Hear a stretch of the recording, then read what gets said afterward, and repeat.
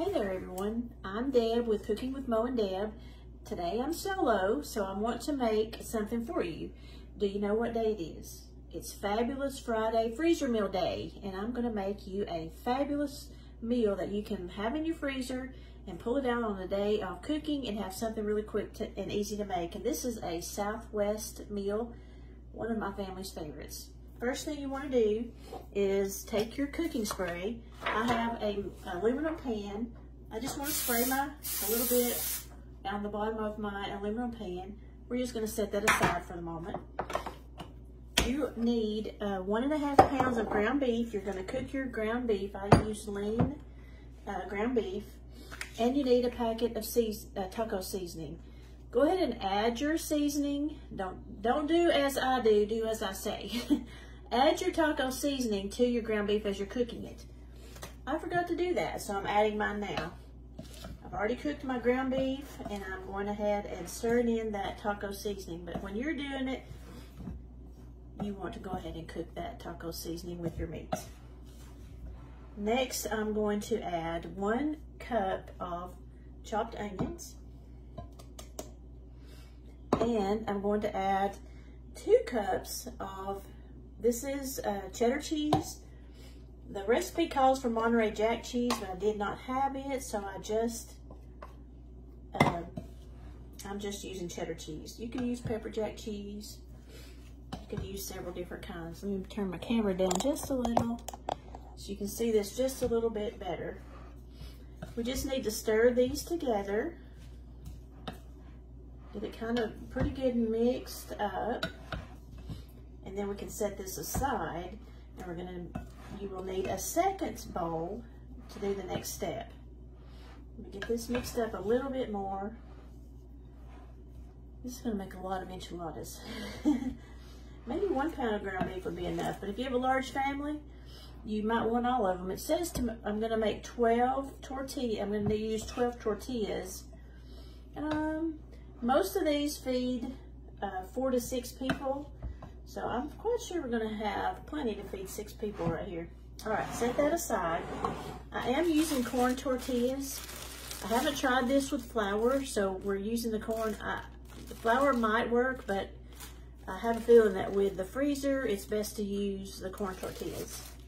But take out your second bowl, and we're going to add 1.5 cups of sour cream. And then you want 1 pan of cream of chicken soup. Let's get this open.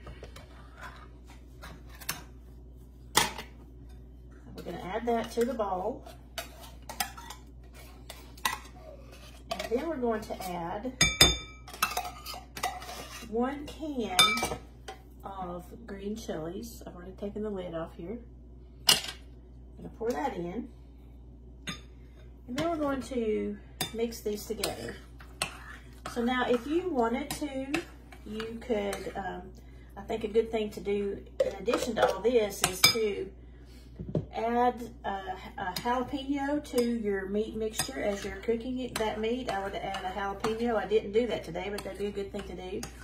You might could even put a little bit of salsa, or maybe you'll serve this with salsa after you've cooked them. All right. So we've got this mixed up. Now we're ready to get out those tortillas. Set that aside. Get your aluminum pan close by and take out a tortilla.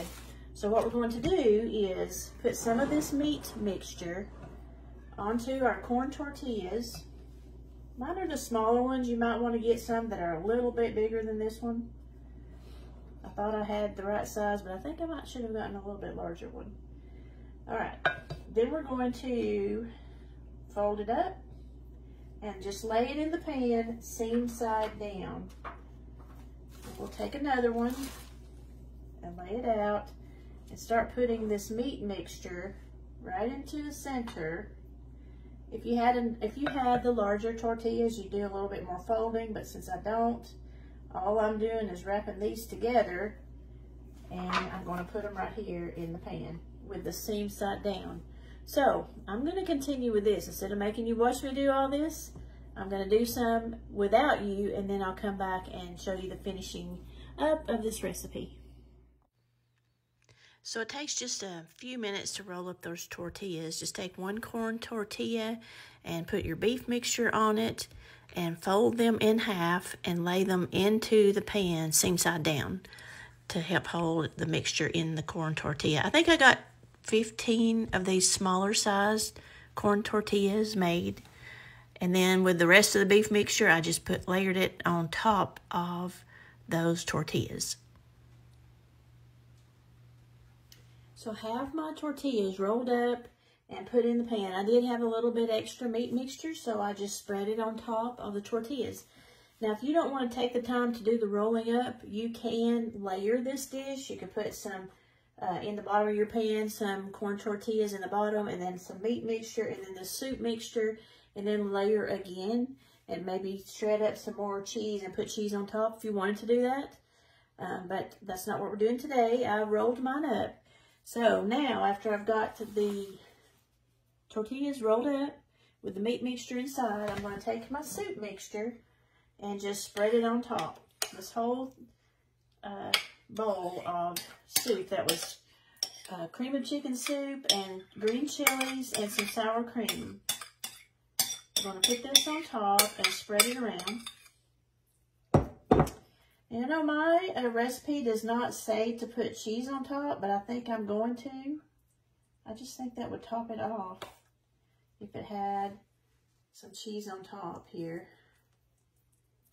So after I get this spread, I'm going to shred some more cheese and put a little bit on top before I finish it up. So I'll be right back. When I shredded up my cheese today, I thought I was out of pepper jack, so I just used cheddar in this dish. I found more pepper jack. So pepper jack is what I'm going to put on top. I'm just going to grate some to lay on top before I put some aluminum foil on the top of this pan. Just shred up your cheese. You can use a mixture of Monterey Jack. You can use cheddar and pepper jack. You can just use cheddar, however you like to do that. I just thought it might be a little bit prettier, a little bit tastier with some cheese on top, so that whenever I cook this, I'll be all ready. All I'll have to do is take it out, put it in the oven, bake, and be ready for dinner on that day.